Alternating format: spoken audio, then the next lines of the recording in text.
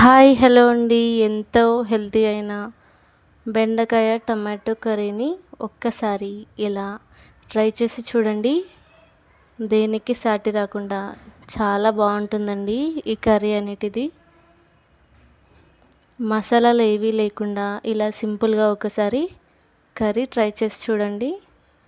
మసాలాలు గిట్టని వారికి ఈ కర్రీ స్పెషల్గా చాలా బాగుంటుందండి. హెల్తీ ఫుడ్ బ్రెయిన్కి చాలా మంచిది అంటారు కదా. పిల్లలు కూడా ఇష్టంగా తినేలాగా ఇలా ఒకసారి చేసి పెట్టండి. వీడియోలోకి వెళ్ళిపోదాం. ఇలా బెండకాయల్ని ఫ్రెష్గా కడుక్కున్న తర్వాత ఇలా ముక్కలు ముక్కలుగా అయితే కట్ చేసుకొని పెట్టుకోవాలి. ఇక్కడ నేను అరకిలో బెండకాయలను అయితే తీసుకొని కట్ చేసుకోవడం అయితే జరిగింది. ఇలా బెండకాయలు అయితే ఫ్రెష్గా నీట్గా కడుక్కొని కర్రీకి అయితే యూస్ చేయాలి.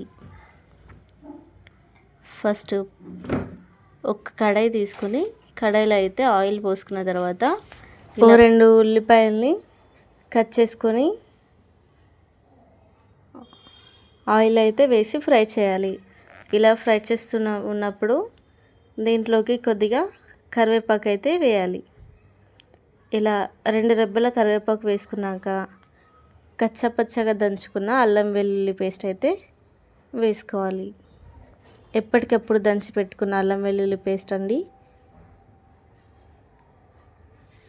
దీంట్లోనే కొద్దిగా 1/2 టీ స్పూన్ పసుపు వేసుకొని చక్కగా పసుపు వేసాక దాంట్లోనే కట్ చేసి పెట్టుకున్న బెండకాయలను అయితే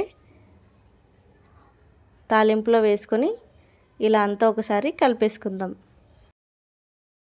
ఒక 10 సెకండ్స్ ఇలా మూత పెట్టేసుకొని మగ్గనివ్వాలి. చక్కగా మగ్గిపోయిన తర్వాత ఇలా మూత తీసి చూసేసరికి ఇలా అయితే చక్కగా మగ్గిపోతూ ఉంటాయి. వీటిని ఒకసారి గరిటెతో అయితే కలుపుకోవాలి. ఇలా గరిటెతో కలుపుకున్న తర్వాత ఇలా కలుపుతూ చక్కగా ఫ్రై చేసుకోవాలి. ఈ బెండకాయలో ఉన్న జిగి అంతా కూడా ఫ్రై చేస్తూ ఉంటే వెళ్ళిపోతుంది. ఎంత చక్కగా ఫ్రై చేసుకుంటే అంత టేస్టీగా బెండకాయ అనేది మనకు రెడీ అయిపోతుంది. దీంట్లోనే టమాటా ముక్కల్ని కట్ చేసుకొని వేసుకోవాలి. ఒక 2-3 టమాటాలు కట్ చేసుకొని కర్రీలోకి వేస్తున్నాను. మరికొద్దిగా ఒక స్పూను సాల్ట్ అయితే వేసుకోవాలి.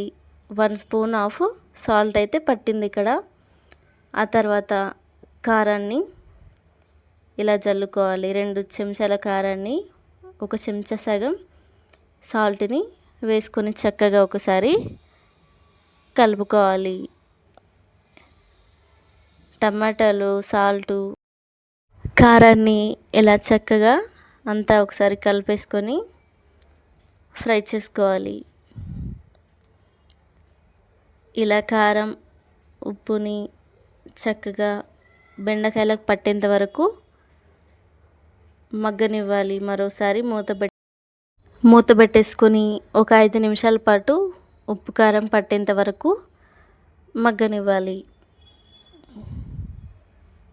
చూడండి, ఇలా 5 నిమిషాల తర్వాత మూత తీసి చూస్తే ఇలా దగ్గర పడిపోయింది కదండి. ఇలా టమాటాలోని నీరంతా కూడా బయటికి వచ్చేసి చక్కగా కర్రీ అనేది ఉడికిపోతుంది.